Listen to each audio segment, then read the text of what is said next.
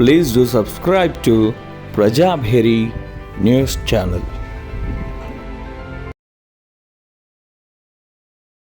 అమ్మవారి దయ వల్ల జగిత్యాల ప్రజలు తెలంగాణ ప్రజలందరూ కూడా బాగుండాలని మనస్ఫూర్తిగా కోరుకుంటున్నాం. టీఆర్ఎస్ హయాంలో ఎప్పుడైనా కూడా ఆధ్యాత్మికతకు ప్రాధాన్యతనిస్తూ అన్ని రకాల కార్యక్రమాలు చేసే ప్రయత్నం చేసినాం. అందులో భాగంగా మా బీఆర్ఎస్ పార్టీ ఎంపీ అయినటువంటి దామోదర్ రావు గారు 90 లక్షల రూపాయలు నవదుర్గ సేవా సమితికి విరాళంగా మన ఎంపీ లాడ్స్ నుంచి ఇవ్వడం జరిగింది.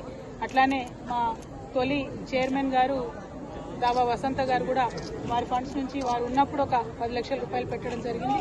అదేవిధంగా మరి చాలా మంచి కార్యక్రమాలు చేస్తున్నటువంటి ఈ సేవా సమితికి మద్దతుగా నిలబడాలని మేమందరం కూడా ఇవాళ వార్షికోత్సవ కార్యక్రమాల్లో పాల్గొనడం జరుగుతూ ఉన్నది.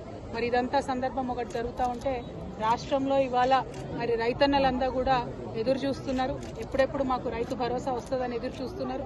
ఈ కాంగ్రెస్ ప్రభుత్వం వచ్చినప్పటి నుంచి కేవలం ఒక్కసారి రైతు భరోసా ఇచ్చిండ్రు తప్పితే ఇంకా ఎప్పుడు కూడా ఇచ్చినటువంటి దాఖలాలు లేవు.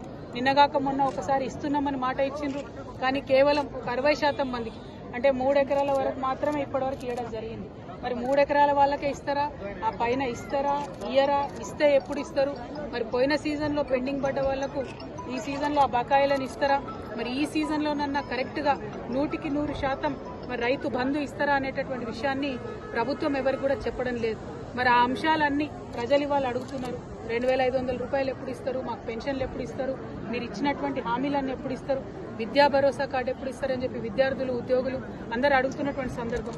జాబ్ క్యాలెండర్లు వేస్తామని చెప్పి విద్యార్థుల్ని మోసం చేసి యువతను మోసం చేసి అధికారంలోకి వచ్చినటువంటి సందర్భం మీ అందరికీ తెలుసు. మరి ఇవన్నీ అడుగుతుంటే కాంగ్రెస్ పార్టీ మీద ముఖ్యమంత్రి గారి మీద ఒత్తిడి పెరుగుతున్నటువంటి సందర్భంలో భరించలేక రోజొక కొత్త డ్రామా కాంగ్రెస్ పార్టీ చేస్తుంది. ఒకసారి కేసీఆర్ గారికి కాళేశ్వరం మీద నోటీసు, ఇంకొక రోజు హరీష్ రావు గారికి నోటీసు, ఇంకొక రోజు ఇంకొక సీనియర్ నాయకుడికి నోటీసు, ఇవాళ మరి కేటీఆర్ గారికి మరి నాకు తెలిసి ఇది 5వ 6వ నోటీసు ఇవ్వడం, ఒకటి నోటీసులు ఇచ్చిన ప్రతిసారి ప్రతి ఒక్కరు ఏదో ఒకటి మాట్లాడి మొత్తానికి ప్రజా సమస్యల నుంచి దృష్టి మరల్చాలే, వాళ్ళు పబ్బం గడుపుకోవాలని చూస్తున్నటువంటి సందర్భాన్ని మనం గమనిస్తున్నాం. నేను ఈ వైఖరిని తీవ్రంగా ఖండిస్తా ఉన్నాను. మేము ఎప్పుడో చెప్పినాం, నోటీసులు ఇస్తే పోతాం, జవాబిస్తాం, మేమేం తప్పు చేసింది లేదని మా పార్టీ తరఫు నుండి మా నాయకులందరూ కూడా అన్ని సందర్భాల్లో కూడా చెప్పినటువంటి విషయం మీ అందరికీ తెలిసిందే. అయినప్పటికీ ఇవాళ తెలంగాణ భవన్కి తాళాలేసి మా కార్యకర్తలు ఎవరు బయటికి వెళ్లకుండా చేసినటువంటి సందర్భాన్ని మేము తీవ్రంగా ఖండిస్తున్నాం.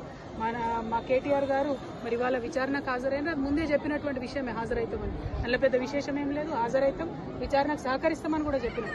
ఇవాళ తను అక్కడ ఉండగా ఇవాళ భవన్లో మరి తాళం వేయడం అన్నది నిజంగా కూడా దుర్మార్గం. మేము ఎప్పుడైనా కూడా ప్రజల పక్షాన్ని నిలబడ్డాం, ప్రజల కోసమే పనిచేసినాం. అది రాష్ట్ర సాధన కోసమైనా, రాష్ట్రం వచ్చినాక అభివృద్ధి కోసమైనా అనే విషయాన్ని మరొక్కసారి తెలంగాణ ప్రజలకు తెలియజేస్తూ ఈ ప్రభుత్వం ఈ యొక్క వైఖరిని మానుకోవాలి, డైవర్షన్ పాలిటిక్స్ మానుకోవాలని చెప్పి మేము డిమాండ్ చేస్తా ఉన్నాం. జై తెలంగాణ.